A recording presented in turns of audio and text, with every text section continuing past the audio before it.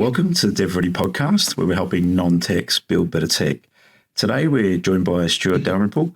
He is the Commercial Operations Manager at a medtech company in the world of AI, Franklin.ai. Exciting space, I imagine, and a lot going on in that world. Well, I've brought Stuart on to the podcast today. He's a non-technical person that's been around startups, B2B SaaS for a number of years now.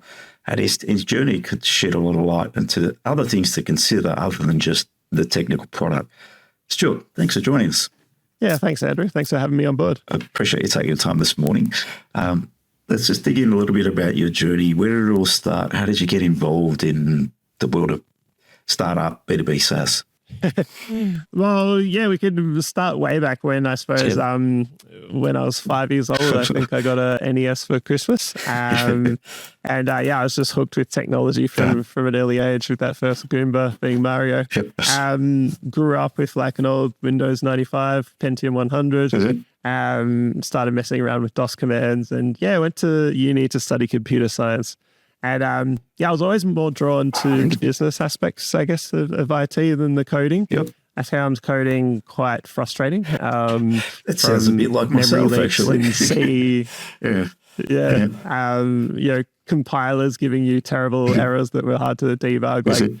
I feel like it's a lot harder back then to debug code. I think if I had ChatGPT back then, maybe I'd actually be a developer. But anyways, I did an internship with a utilities company and got a job graduating there, which was awesome as a graduate because doing a bit of everything. I was writing business requirements, had the suit, but I was also doing some coding in COBOL, which... you told me you're non-tech, Stu. What's going on? Bit of coding there. I wasn't very good at it. But yeah, so... they had a good system. They sort of, they'd win projects and send sort of 20-somethings to go and deliver them, charging us out at daily rates. So I lived in the Netherlands, lived in the Singapore. Nice. But after a while, I was sort of ambitious. I wanted to get into management. And we'd actually been taken over by Oracle at the time. Back then in the 2000s, I think Oracle was acquiring like 2 companies a month or something crazy. Yeah, they grew rapidly back then. And there was just a whole lot of... Yeah. So, I couldn't really find a way to progress my career. So that's where I sort of got into startups, actually, not in tech, but I did something a lot of people do. We joined the family business. Oh, nice. Yep. My partner at the time, her family was from Malaysia. So, we moved to Malaysia to do something that I had no idea about, which was actually renovate a warehouse into a hotel and a restaurant. Oh, wow. All right. A different type of startup. Yes. Yeah. Physical. Different type of startup, but a lot of the same challenges actually pervade, I guess. So the first thing I kind of learned out of that experience was cash is king. So it's a common phrase, I suppose, but we kind of bit off more than we could chew. We had a budget. We went right down to the wire on that budget, just sort of building the hotel, the restaurant, the cafe, and without cash, the business it didn't have the oxygen to grow. Lesson, if I did it all again, I would have pared back a lot of the scope of what I was doing, I suppose. Maybe just start with a hotel, partner with someone, buy, don't build, I suppose. Partner, don't build it yourself. Just to save some of that runway, I suppose. I didn't even know what runway was back then, but now I do. And the other lesson, I guess, for startups, which can go into tech as well, is I think too early is the same as being wrong. I think Richard Hendricks said that on Silicon Valley. So what I mean by that, specifically, we'd seen this sort of wave of third wave coffee in Kuala Lumpur, the cold drips and the like. And we thought, well, it's only a matter of time until that spreads out to the other states. So we'll bring it here first. But that's what we wanted, but that wasn't what customers wanted. Customers traveled to this area for the old, recipes, for the nostalgia of it. And they were used to Starbucks, sugary drinks. They didn't want, this bitter cold drip. So, lesson there, I guess, is make what your customers want, not what you want, I guess. So that was my first venture, startup venture. Very interesting, but quite stressful. Ultimately, I exited the business and I came back to Australia for family reasons, effectively. Okay. And but I had a taste. I had a taste of startups, and it wasn't going to be the last time I did the startup thing. They're listening to our customers, right? So just asking customers as they come in the door would have been a simple philosophy in terms of, all right, let's bring some of the cold, the cold drip coffee you're talking about, yeah? Yeah, let's bring some of that in. Let's see if people actually want it rather than trying to push it.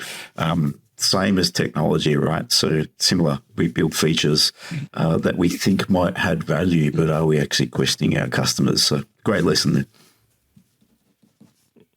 Yeah, for sure. And so, I came back to Australia and I joined a software company called Janison. So they're actually based out of Coffs Harbour, which is a beautiful area of Australia if you get a chance to live there. But they built education software, so LMS, digital exams, and sold to governments and universities, etc. So, it was quite a big learning in terms of selling software, B2B. They did a lot of tenders, actually. And so the thing I sort of learned from my mentor with tenders is someone always has the inside track. Okay. So they're helping shape the tender requirements in their favor. Yeah, interesting. And most of the other people are making up the numbers. Yes. It's quite fair, isn't it, the system? Yeah, if you... So if you don't have the inside track, you can assume someone else does have the inside track. So you can do a couple of things. So obviously the ideal situation is you're early in the process. You engage with customers before they actually go out to market. And you're positioning yourself as a trusted guide, either directly or maybe through content marketing and these things. And you need to really know more about that area of the business than they do. And so if you're invited to a tender, you could ask to review the requirements and provide input on them. Maybe say that you've seen several customers make mistakes and it'll be hugely costly for them if they don't at least consider these certain areas. Just like sense check, see if they're open to hearing your input on those. If they are, that's clearly going to be a good sign for you. If they sort of shut that down and say, look, no, this is what it is, it's likely they have a preferred vendor in mind, and you're pretty much just wasting your time. Yeah, so you might. It's a great tip because tenders can be wasting your time. Weeks of effort to pull something together. So it's a good tip. Absolutely. I think, definitely for startups, especially, you're very time poor. So what you spend your time on is critical. You're just burning runway there. So there are other creative things you can do. So you can sort of try to get around it by saying, look, do you have a contract amount below which a tender is not required? So some governments or councils, at a certain number, there'll be an internal number. Let's say it's $20,000 or something. Above that, they just have to go to tender. It's their policies. They can't do anything else.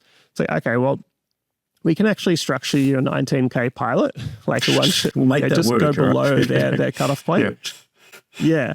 And you won't give them everything that they need for that, obviously, but just by getting your foot in the door, they'll get to use your solution. And through that, they may still need to go to a larger tender, but after using your solution for 3 months, 6 months, you're going to shape that tender in your favor. So you get the inside, if you can't do either of those things, track, right? So it gives you that leg up to get it moving in the direction you want it. Got it. 100%. So that was a really good learning there. But at the same time, I guess combined with my hotel experience, I decided, look, I need to, if I want to succeed in business, I need to educate myself. So I actually decided to go and get an MBA at that point.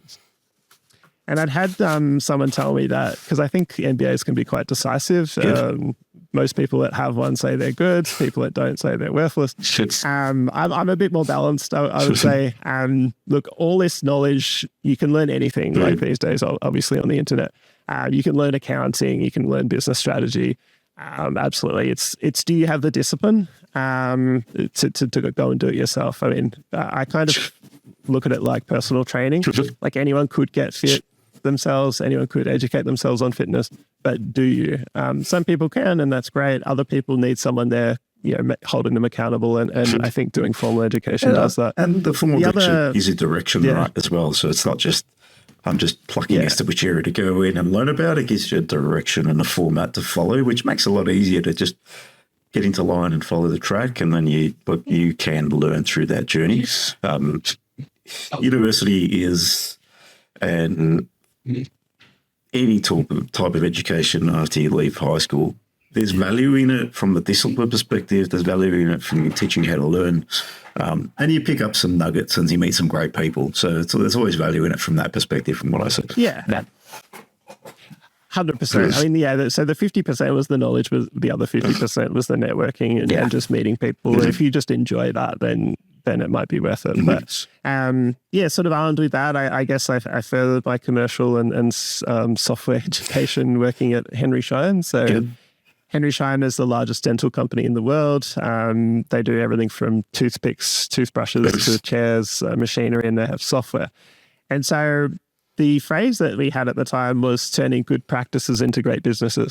And I had some great mentors there and learned a lot about sort of business in general. But if you think about some businesses, and this will tie back to startups in a second, but something like a dentistry, it's a very simple business when you break it down. It's basically bums in seats.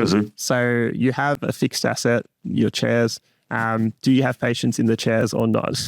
If you do, if you don't, actually, well, why not? Is there enough people on the books? So they're coming back often enough? Do you need to recruit new patients? And if you're pretty busy, but you're still sort of not making money, well, it's all about that average hourly rate. So, what services are you providing them? What products are you selling? What are you upselling? How do you get those like high value treatments booked in effectively? So it's a very logical way of thinking that I think I sort of had additional training from the MBA, but that was really, we tied all that back to, and you might be saying, well, that's all just business stuff. How does that relate to tech and to software? But I think when you're building a software product, people talk about like vitamins versus painkillers. I kind of think of it like the best products in order, basically either make you money, save you money, and then lastly, save you time. And so we were very much trying to build products that would make the business money. And those are I think the most compelling types of products. I think a lot of startups can fall into the trap of we'll save you time. But just if you think about a dentist, like if a minute saved isn't a minute booked. Just because I save 2 minutes on writing that report, unless I have a new patient, waiting to come in, what am I doing with that 2 minutes? Just getting a coffee. Do you know what I mean? Yeah. I find it fascinating, the trap of saving your time. Dig in on that a little bit more, because I think it's hard. Money, I think you're probably right there, because we can really justify dollars and cents, and we can see if we're creating money or making more revenue. It's easy to see that, and we get excited about that as a business. Time, sometimes we don't treat that as value, and we sort of get guys, we spent 40 hours on this thing, but we don't really justify down to, that actually cost us $4,000 to execute, whatever it might be as a number, right? So I think, that's actually an interesting point. I haven't heard anyone speak to it like that. Yeah, because I think especially when you're creating the product and you're thinking, how am I going to sell this? And it's like, well, I'm going to save them, 10 minutes on every job. And then you start doing it, you go into Excel and it's like, well, if they're doing, 1,000 jobs a year and I'm going to save them this much and the hourly rate is blah, blah. It's like, I can give you ROI on this.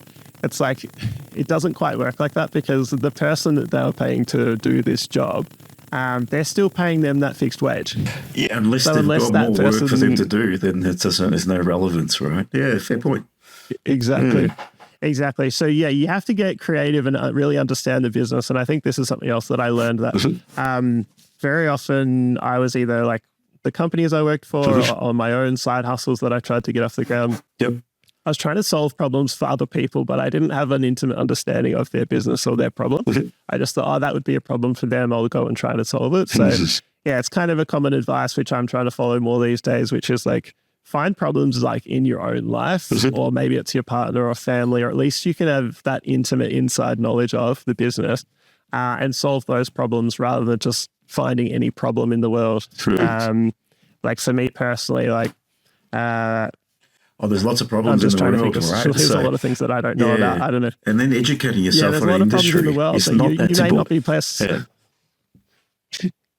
Yes, exactly. Like there could be heaps of problems, no doubt, in construction. I know nothing about it. I'm probably not the best person to go and solve their problems for them.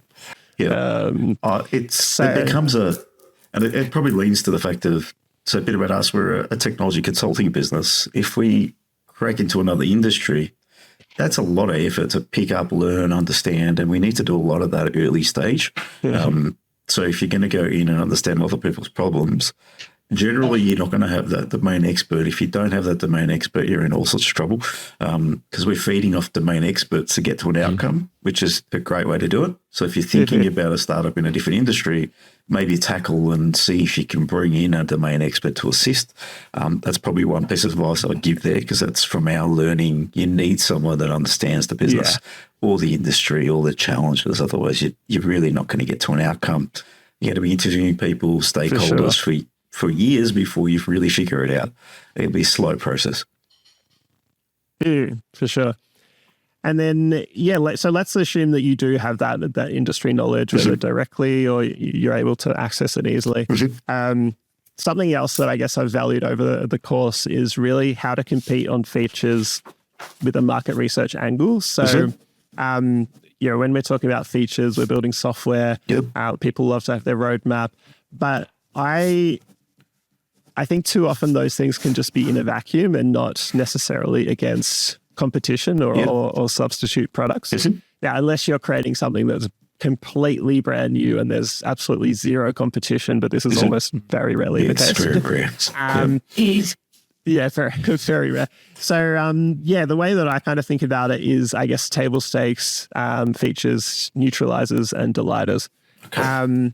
So I'm going to, talk a little bit about those, but before that, I guess you need to kind of think about how people actually buy. So like when people buy something, they're taking into account a whole host of criteria in their mind, probably subconsciously, sometimes consciously, but it's price, it's performance, the brand, the specific features, the service, reviews, all these things are kind of melding together and they're trying to create whatever they think is value for them. So different customer segments will have different criteria. And so if you have your product, you know the industry, you have this target segment of people, but you really want to understand how they view your solution against other solutions, and what criteria are important to them. So maybe I can give an example. So let's say Kia has an electric car. I actually don't know if Kia has an electric car, but let's say that they do. I'm not sure either. I'm not a big car guy. I know they're bringing out a Ute, apparently. But talking about it. Okay. The Ute. The Ute's coming. So let's say they want to bring out an electric car and they want to compete with Tesla. So, but their engineers are sitting there going like, what do we build here? Like, are we going for speed? Are we going for efficiency? Well, before they invest in anything, they need to understand why people who buy Tesla buy Tesla. Maybe some is for the speed, maybe some for environmental reasons, some is for the brand and what it sort of says about them and their personality.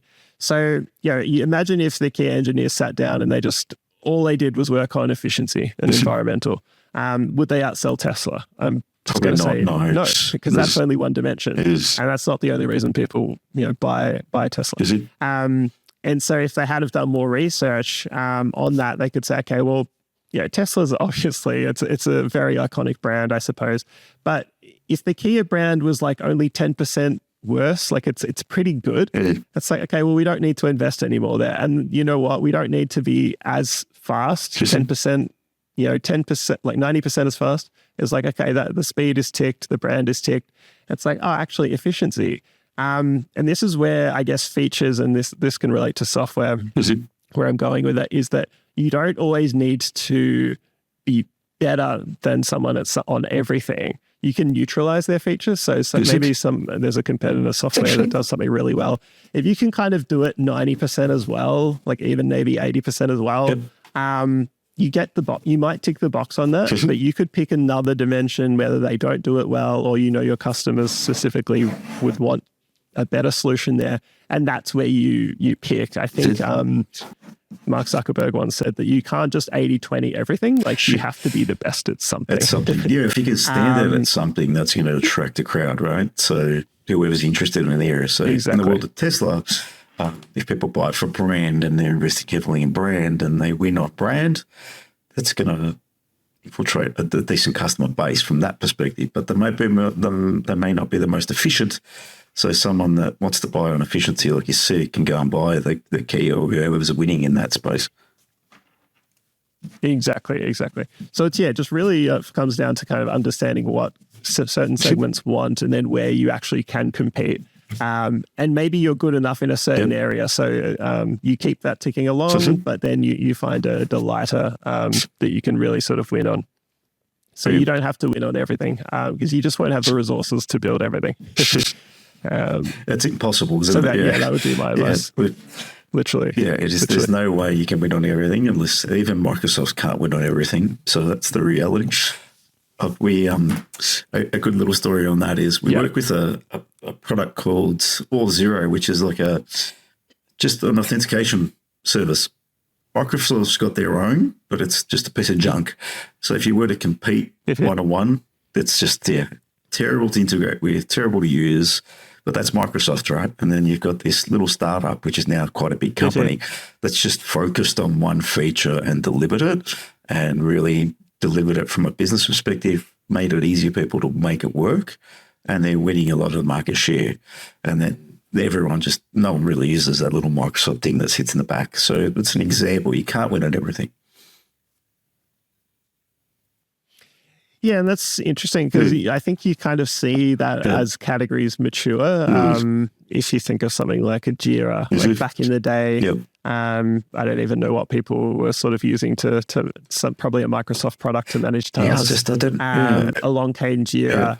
It was easy to use, probably TFS or something. But probably easy to use back Jira then than it is now. It's very challenging to set up that thing these days. Back then. It's very dynamic these days.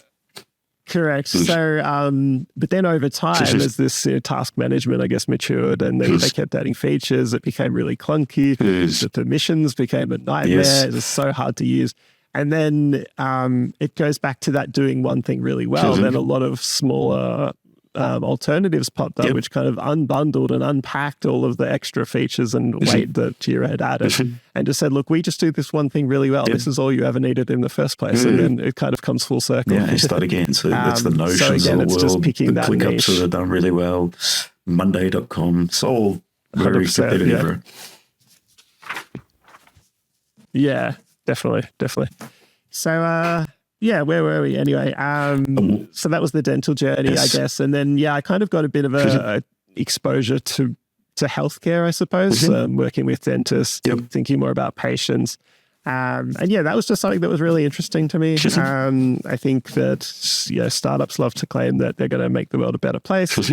And so to some extent that's true. But I do think if you're working in healthcare, in medtech, you have a stronger claim to that. At least I resonate more with that. So, I had the opportunity to join MoleMap, which is a New Zealand brand. They have skin surveillance clinics across New Zealand and Australia. It's quite a large MoleMap. They're quite a large brand now. I've never been there, but I've heard of them. So quite a big brand. Yeah, well, especially, I guess, being in Australia, 2 out of 3 Aussies, I think, get skin cancer in their lifetime, which is kind of crazy. It's a huge number, isn't it? Very crazy number. Huge number, I think it's a hole in the ozone layer. GPs are very busy. Skin cancer can be hard to spot, so you sort of combine those. And what they had, I guess they had 20 to 25 years of data. And then, we know sort of AI has just been blowing up in the last year specifically. Yes, 12 months. Yes. So they really wanted to sort of take this data and create an AI product. And so, I guess with all the challenges of any startup, doing a startup in healthcare, specifically as a medical device, is extremely challenging. There's a lot of red tape, you take all the normal challenges. There's a lot of challenges. There's a lot of all about the red jumping tape. through the hoops and getting approvals, and the advantage of that is, though, you build a bit of a moat. If you can get through all that, it's very hard to sort of catch up. So you can build, if you can start early, get through all the challenges and the years of heartache, it does build a moat for other people. It's hard to get back in there. That's the one advantage in the world of healthcare. It's true. Yeah. So yeah, I've kind of put the challenges into three sort of buckets. So the first one is the red tape, so the regulated device.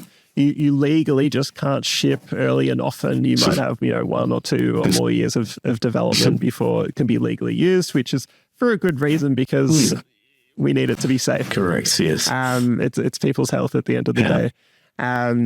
And so the second one is, I guess, around the change management for whether it's doctors or for healthcare workers. If you're asking them to change their workflow, like, this can be nearly impossible. They're extremely overworked. They're stressed already. There's a million things happening. And then this new platform's coming in saying, don't do it this way, do it this other way. They're very process regimented too as well. Yeah. So in the world, very process regimented. Everything has to be checked, balanced. You've got quality assurance checking. So there's quite a bit in that world of. So it's hard to change process because of that too, I'd imagine. Yeah, and then the last one is, I guess, around the economics. So healthcare's always underfunded. Everyone's under-resourced. Places like the US particularly, they rely heavily on sort of this insurance reimbursement.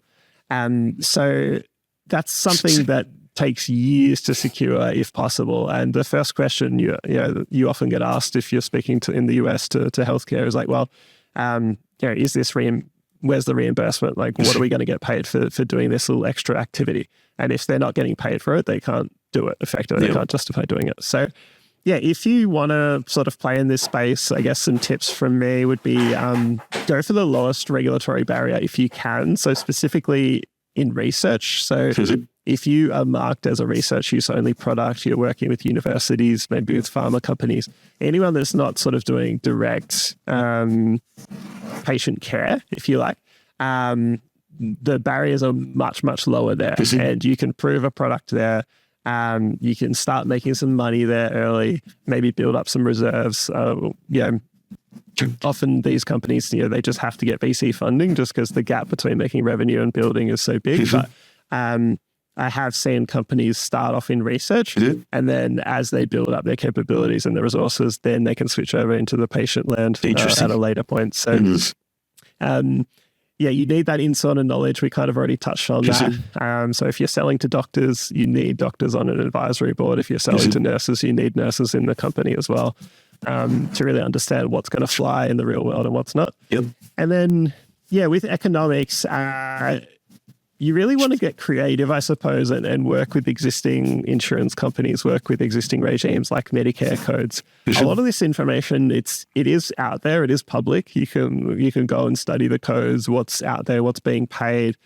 And so what we kind of did in one of the business models that we had for the skin cancer AI was we found that not all codes are created equal. This is just in Australia specifically, but so if you biopsy a benign lesion, you wouldn't be paid very much by Medicare because you basically cut out something that's nothing. There's something else. Which makes sense because they don't want people cutting out a bunch of just random things on the body. Yeah, that's right. Random things. So whereas if you actually sort of biopsied a melanoma, it could be very lucrative. So we almost positioned a tool as a potential metal detector, I suppose. So it's like, look, this is something valuable here. Cut it out, investigate it, versus this is likely benign, keep an eye on it, watch it, refer it. So it goes back to your early point of a product to help you make money, not save you time. So that world, interesting. Yes, exactly. And that was the big thing as well, because when we spoke to some doctors, we're like, we're going to save you time. And it's like, so what am I going to do with that time? Like, I'm just going to get more work. Yeah, it's fascinating, that sort of angle. So, now we help you cut out the right things to actually get paid properly for it. And understand. Correct. Yeah. So that was a big learning there. And learned a bit about private equity and pitching to VCs. And I guess that sort of got me interested. And ultimately I ended up joining the Antler I saw that. Accelerator. What was that experience like? So tell me about it. Yeah, so I kind of went in, I thought I knew quite a bit, but actually, maybe I was a bit naive. It was an awesome learning journey. Again, great community of people to meet. Antler specifically, I guess the model is that you go into, I guess, what is 10 to 12 weeks of education, of mentoring with a cohort. Some people come in with an idea and it may be a co-founder. Other people don't even have a co-founder or an idea. They're going to find it amongst the group, which is quite cool. And you basically go to build an MVP if you can. Some people have technical skills, some people don't. So my partner and co-founder, we kind of jumped on some no-code tools. We were just kind of self-educating, just doing what we could to hack something together. Bubble, what were you using? Yeah, something like that. Yeah, so we actually used Flutterflow for the front end. And Xano for back-end database and APIs. Nice. So we actually did manage to launch an app onto the app stores within the 10 weeks. It was definitely a huge success. Long hours and a lot of frustration. I can imagine. And then sort of as we got closer, so effectively the Antler model is, I guess, they're sort of that day zero investor. So they'll provide, don't quote me on the exact numbers, but around 190, maybe 1,000 as an initial investment. I think they do take some of that back as sort of support fees, but you'll get something. You'll get off the ground and they'll support you going forward. But as we got closer and closer, so we had our app, we had it live, we were doing experiments on Facebook ads and that kind of thing. We had 200 users. So the app specifically was around mental health. So this was just before, on the cusp of sort of the chat GPT explosion, I suppose. But we had sort of seen from our own lives and people that we knew that mental health obviously is so important in a post-COVID world. But some of the traditional advice and techniques, they didn't really fit with, I feel like, the times. So, do some journaling, do some gratitude, affirmations, these kinds of things. Just sitting down with that pen and paper. Yes, it's great if you have the discipline, kind of like back to the personal training thing. But especially for the younger generation, I guess the iPad generation, they just weren't engaged with these kind of solutions. What's a piece of paper and pen? And so... and then when you sort of combine that with, it's actually very expensive and even hard to get into to see some of these mental health professionals.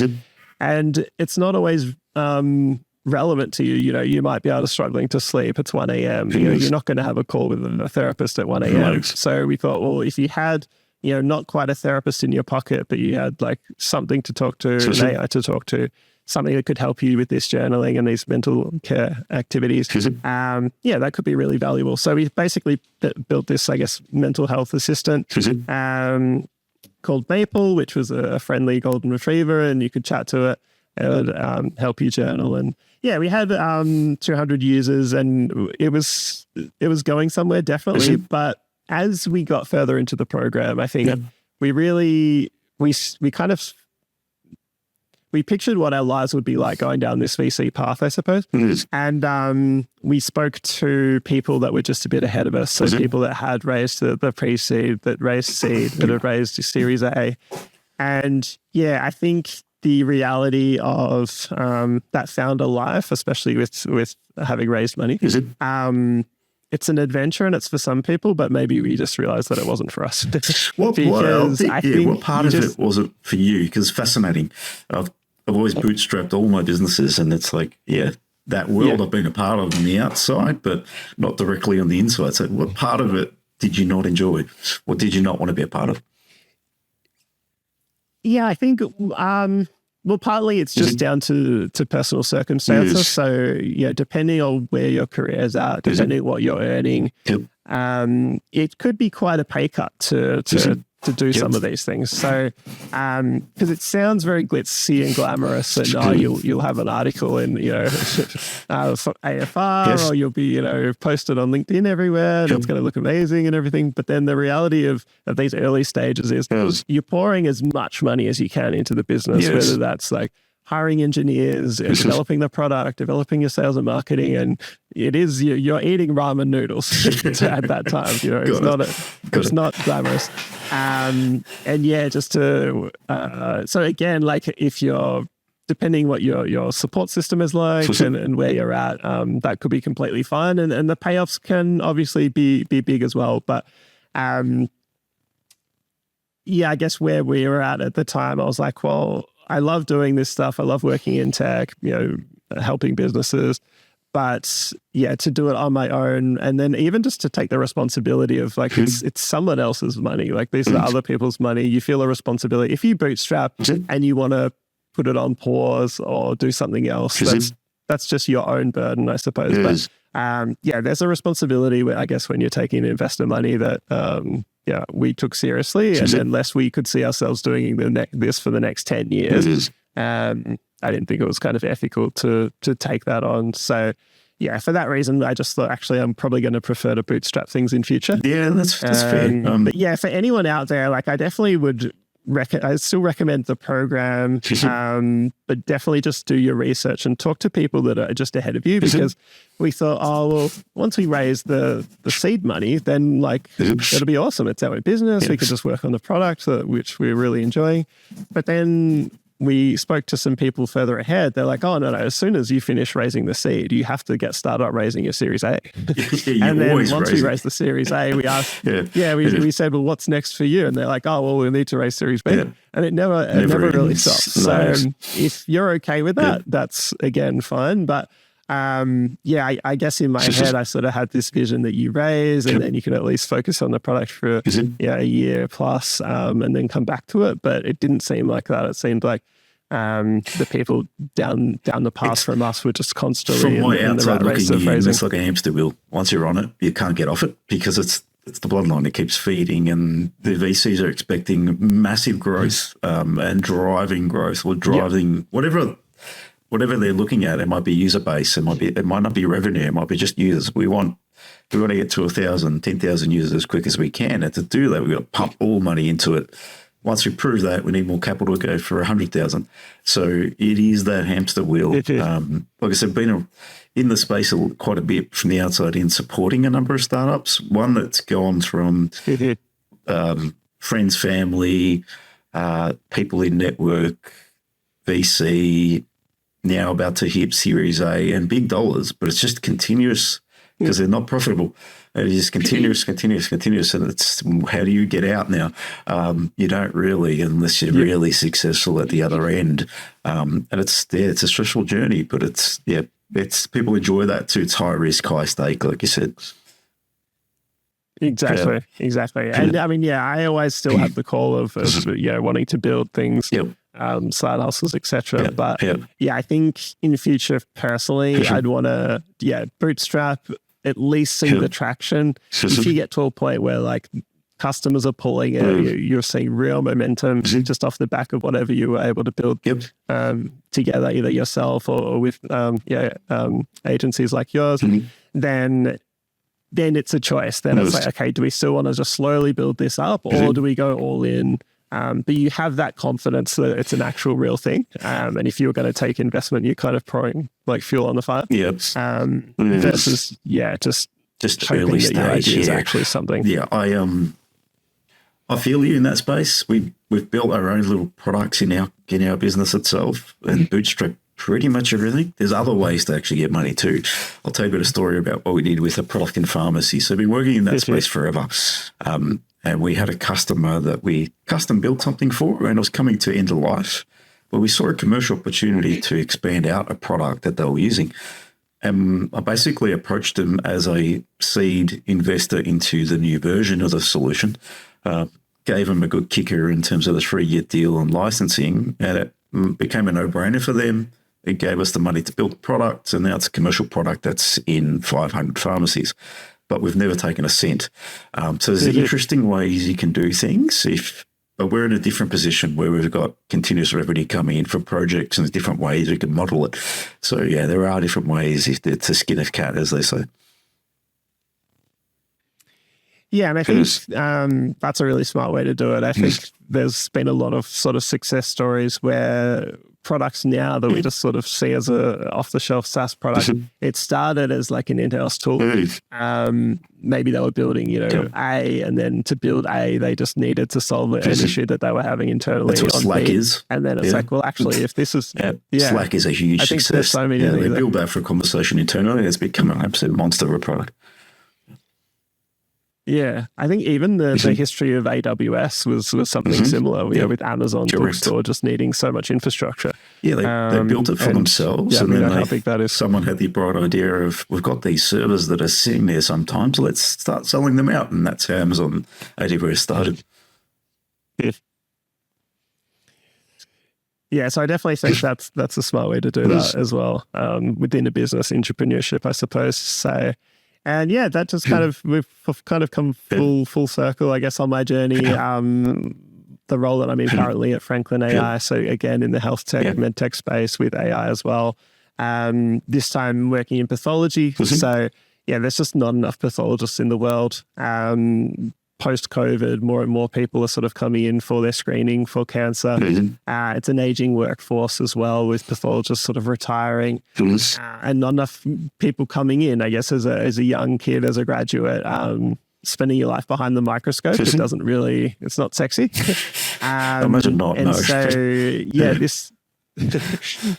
This is kind of where Franklin was born, I suppose. So Dr. Angus and Dimitri Tran, they sort of witnessed firsthand the challenges of their local health system in Vietnam. They created the Harrison AI, which was a very successful in Australia in terms of raising VC money. Born from that were two ventures. One, Annalise AI, looking into radiology, and I'm in Franklin AI, which is more in the pathology space. So yeah, we've partnered with Sonic, which is a worldwide leader in healthcare and laboratories. And yeah, just finding ways to help pathologists find more cancer and do it efficiently. It's an world, exciting space to be in as well. What are the biggest challenges of getting new technology into something like that? So how do you approach early stage trials?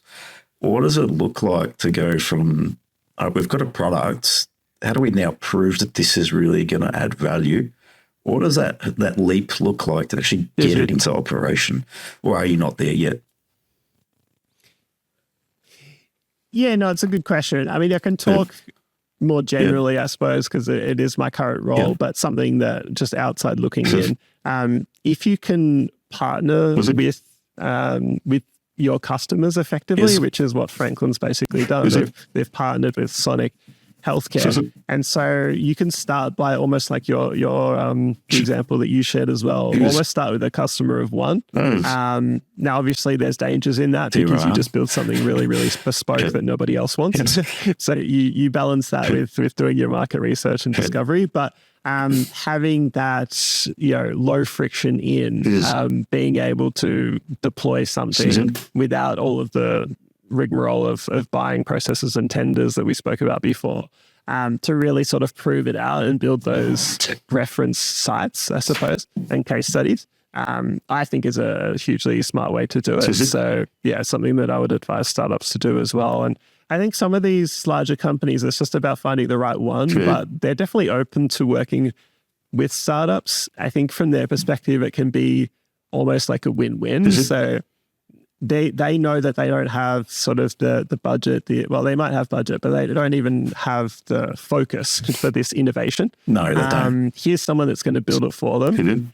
If they fail, it means nothing to the big company anyway. It's very true. But if they succeed, then suddenly they get something at a fraction of the price, without disrupting any of the plans that they had in place or the resources that they had. So they can be quite open to it. I think it'd just be finding a good match there. But it's definitely, and ultimately they can be your first customer, your best customer. They may acquire you, or there could be things in the future as well. But it's definitely a good way to kind of take it from that product into commercialization. To partner or to JV with people. Yeah, that's some really awesome insights across the journey of the podcast. So thank you for sharing all of your experience around startups, B2B sales, B2B SaaS. And yeah, thanks for just coming on DevReady Podcast, sharing that out to the audience. I really appreciate your time, and love to stay in contact because always doing some internal stuff, and I think I'd love to pick your brain. I think your thinking's quite good in terms of the way you position things. So let's stay in touch, and really appreciate you coming on. Yeah, thanks so much for having me, Andrew. I think this is a testament maybe to the power of LinkedIn for good, because I know all social media can be hit and miss sometimes, but we just connected. We didn't know each other, but love to stay in contact, and anyone that wants to connect with me on LinkedIn as well, I'm always happy to add value. So thanks for having me on. No, brilliant. Appreciate your time. Thank you.